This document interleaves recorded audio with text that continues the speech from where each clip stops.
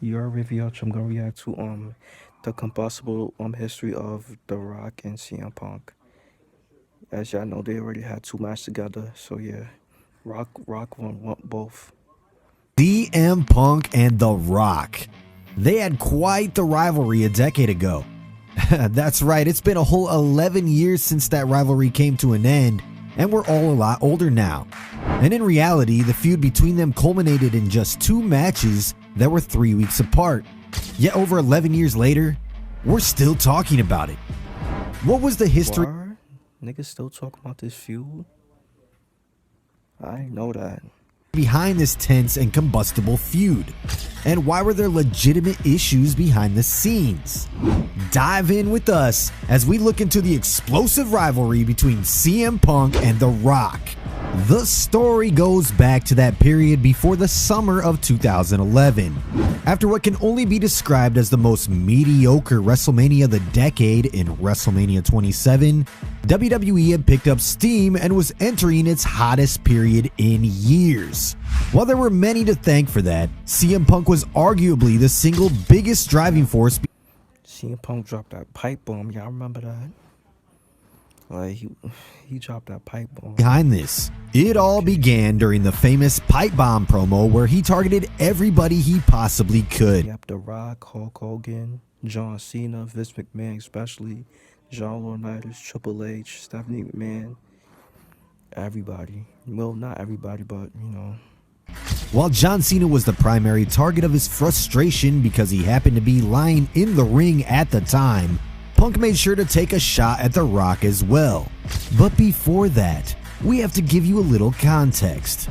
Just a couple months earlier, The Rock had interfered in the main event of WrestleMania 27 between The Miz and John Cena, allowing The Miz to win. The following night on Raw, he made an unprecedented move of setting up the main event of next year's WrestleMania almost a full 365 days in advance. Knowing that nobody was going to take that main event spot from The Rock or Cena, CM Punk let his frustrations be known. His exact words to John Cena were, quote, "There's one thing you're better at than I am, and that's kissing Vince McMahon's ass. You're as good at kissing Vince's ass as Hulk Hogan was. I don't know if you're as good as Dwayne. He's a pretty good ass kisser. Always was and still is." End quote.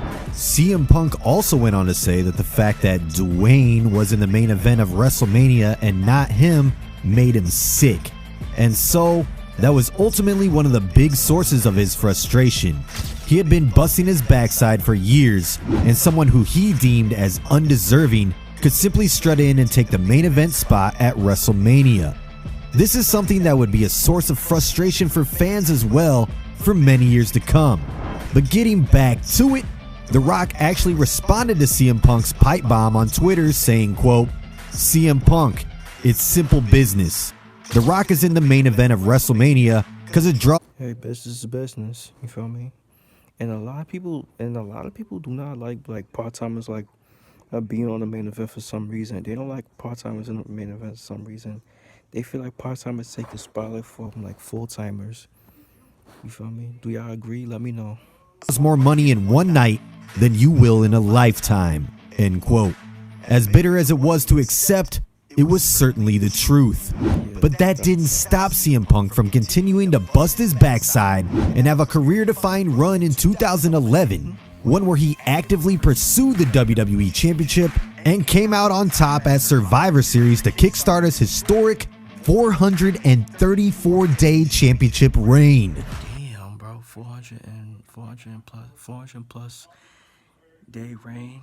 Gunther hold that title than that, and Roman Reigns hold that title more than that.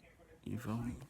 434 days may not sound Gunther hold the Gunther like title reign was 660 some, like 600 plus some days, and Roman Reigns was like 1,000 plus days. Those two was way longer than CM Punk's. like a lot when you look at superstars like Brock Lesnar, Roman Reigns, and Gunther, who have since exceeded that. But at the time, he was embarking on the longest WWE Championship reign. Brock Lesnar hold the title longer than Punk too. in nearly 30 years. Speeding forward a bit, WrestleMania 28 came and CM Punk knew that he was never going to headline over Cena and The Rock. But that didn't stop him from having a good WWE Championship match against Chris Jericho and walking out with his title intact. By this point, he was a full-blown hero and loved by the masses. But only a few months later, that would change.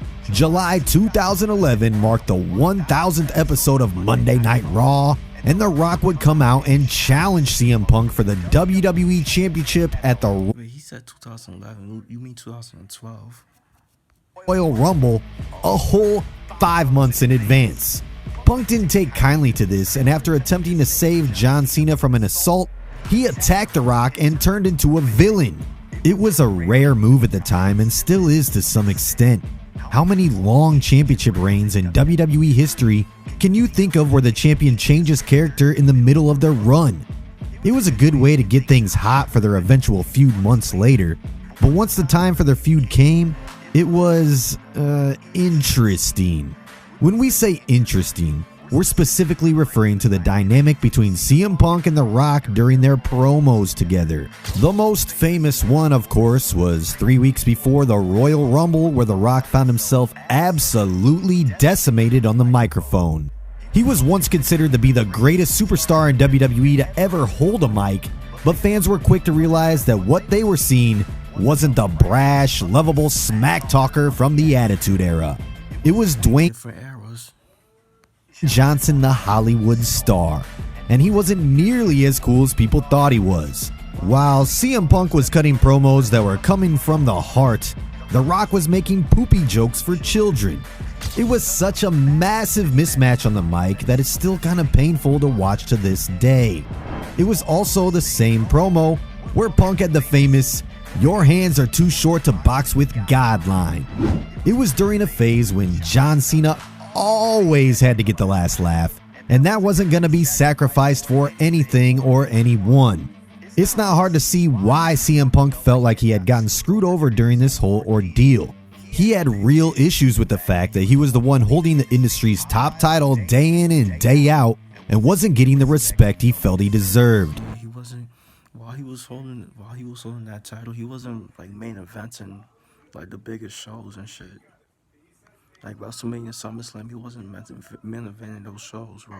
Main eventing WrestleMania had long been a goal for CM Punk, and he desperately pitched the idea of making the WrestleMania 29 main event a triple threat elimination match between himself, The Rock, and John Cena. That would have been better. That would have been way better if it was a triple threat match at 29. But you have to have Cena and Rock again. And mind you, Cena Rock it was supposed to be a one-time thing. Remember, once in a lifetime? They promoted it as once in a lifetime, but it ended up being twice in a lifetime. No doubt that CM Punk deserved his WrestleMania main event moment, but from WWE's perspective, the whopping 1 million plus buy rate of WrestleMania 29 suggested that twice in a lifetime wasn't such a bad idea from a commercial perspective. This was ultimately the reason why CM Punk considered his career one big failure up to this point. The fact that he couldn't get to headline the grandest stage of them all. The feud between CM Punk and The Rock would end before WrestleMania 29 at Elimination Chamber, and surprisingly, Punk hasn't really taken any shots at The Rock since then. Even during what can be considered a bitter period for him after leaving WWE, he didn't really badmouth The Rock or spit venom his way. Perhaps he always understood the bitter reality of his situation, that the bigger names were always going to get bigger spots, and that it was just business. In reality, The Rock himself wasn't to blame for the whole ordeal of Punk not headlining WrestleMania. It was really more of an issue with The Office and how things operated at the time backstage. If anything, Punk actually admitted that he enjoyed working with The Rock. By this stage in his life, The Rock was a huge star and had a team for everything, which was one of the biggest driving forces behind why he was able to operate like a machine.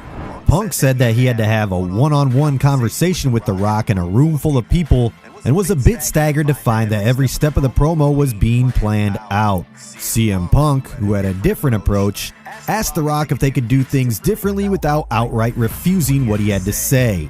The Rock, for his part, seemed to respect the fact that CM Punk wasn't backing down and they had a good program together, as short-lived as it was.